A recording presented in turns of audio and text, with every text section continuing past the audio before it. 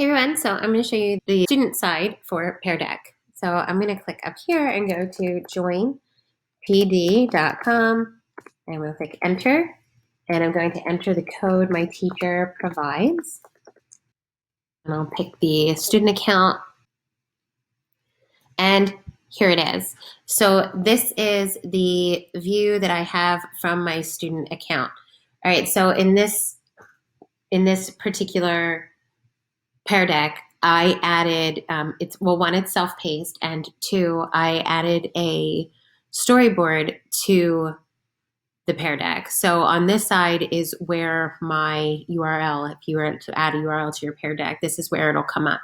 So everything is right here, and that kind of stops the student from going outside of the presentation. But I'm still in student mode, so I'll show you teacher mode in another version in another video. So I'm going to hit next. And this is as if my student were, or if I were to ask a question, this is where they would provide their answer. And they can also add another response if they like that response and they can come back to it. You can also add audio. So if you look down here, this is where they'll play the audio. Your responses should be in complete sentences and contain evidence from the story. So if you want to add directions, if you want to read the slides to your students, you can also do that. That would be really great for them for differentiating instruction. If you click next, this is what a multiple choice question looks like. So I can just pick whichever one and it goes right to the teacher. I hit next and here's just another answer or blank answer one.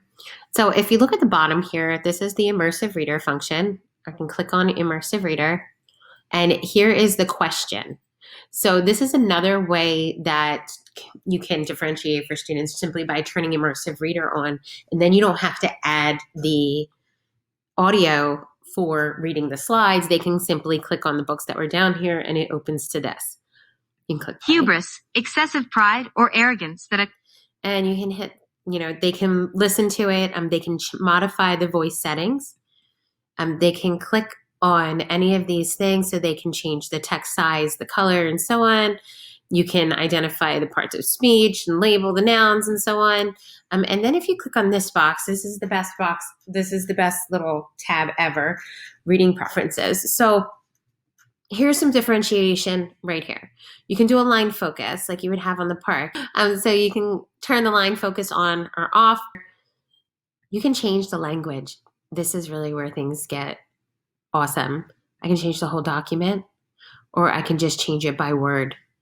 So if you have an ELL student that still needs full support, you can translate it. They have, if you go down here, they have Latin American Spanish, Mexican Spanish, and Spain Spanish. They have Portuguese. They have Arabic is up at the top.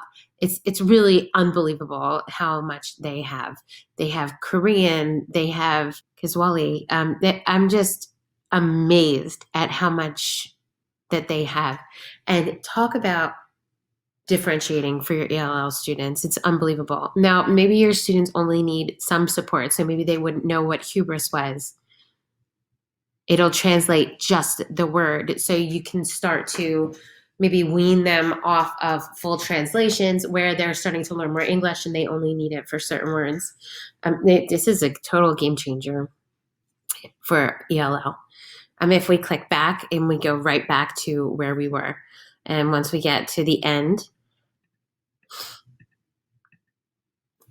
then that's it. Students know they got to the end. They're at 10 out of 10 and they're all set.